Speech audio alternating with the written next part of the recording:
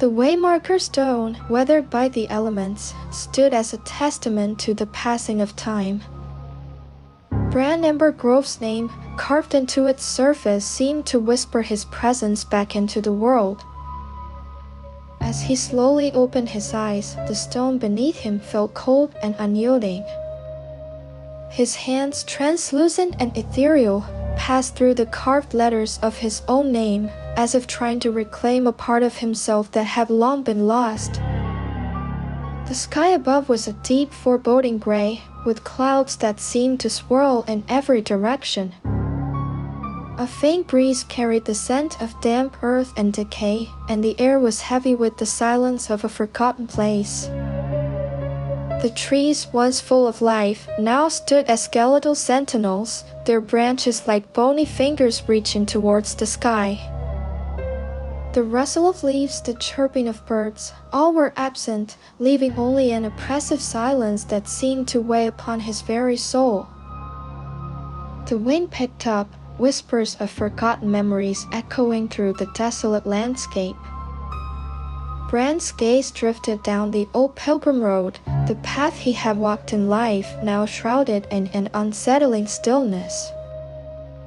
The shadows cast by the trees seemed to twist and writhe like living things as the sun dipped below the horizon, casting the world in a faint, eerie glow.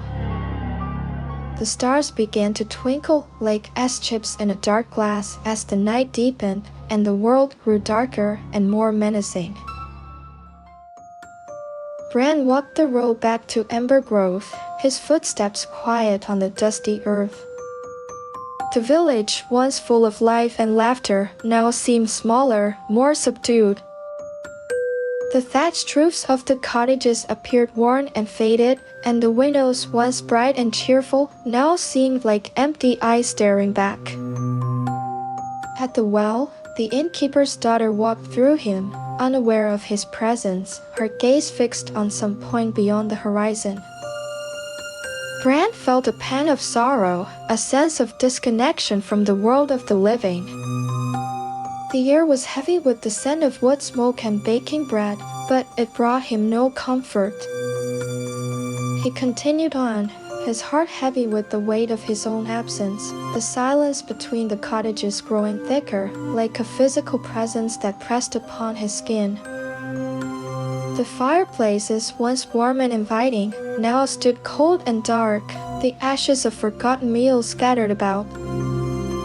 The village, once a vibrant tapestry, had become a faded, tattered thing, its beauty lost to the passage of time.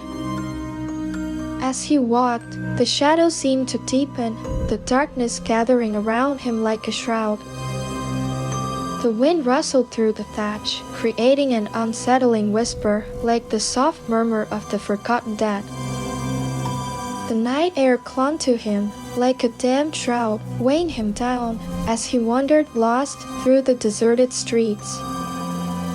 The stars above seemed to watch him, their cold, unblinking gaze, a reminder of his own mortality and the transience of life.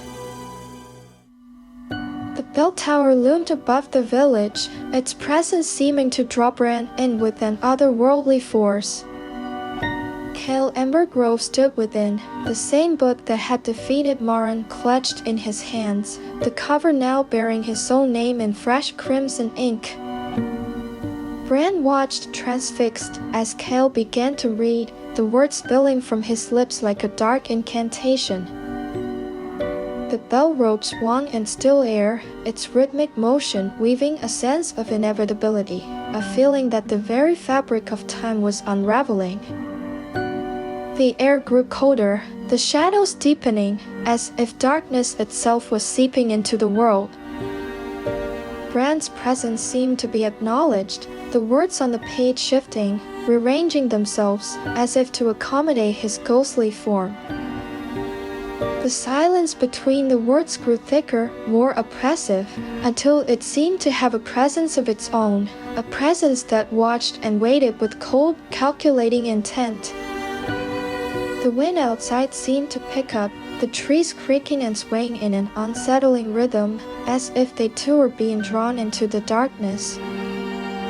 The The bell tower, once a symbol of hope and joy, now seemed a monolith to madness, its presence warping the very fabric of reality. As Cale read on, his voice rose and fell, the words weaving a spell of despair and desperation, a sense of hopelessness that seemed to cling to Bran like a shroud. The darkness seemed to coalesce, taking on a life of its own, as the shadows twisted and writhed like living things on the walls of the tower. The air was heavy with the scent of decay and death, and the bell rope seemed to pulse like a dark heart, beating out a rhythm of doom. The stars above seemed to twinkle like ice chips in a dark glass as the night deepened and the world grew darker and more menacing. The silence between the words seemed to grow like a living thing, until it was almost palpable, a physical presence that pressed upon Bran's skin, making it hard to breathe. Bran's hand passed through the pages of the book, the words blurring together like tears on a page. The bell rope swung faster, its rhythm matching the beat of his own death walk on the old pilgrim road. The Waymarker stone, once a simple monument, now seemed the harbinger of doom, its presence echoing through the ages. Cale's voice rose, a crescendo of desperation, as he read the final words, the book slamming shut with a sense of finality. The rope, now a muse, seemed to beckon him, its coils waiting to snuff out the last vestige of life. Bran watched helpless as Cale stepped into the rope, his body disappearing into the darkness, the cycle continuing, unbroken. The silence that followed was a palpable, crushing weight that seemed to press upon his very soul. The world around him seemed to fade, the colors bleeding away, leaving only a dull gray haze.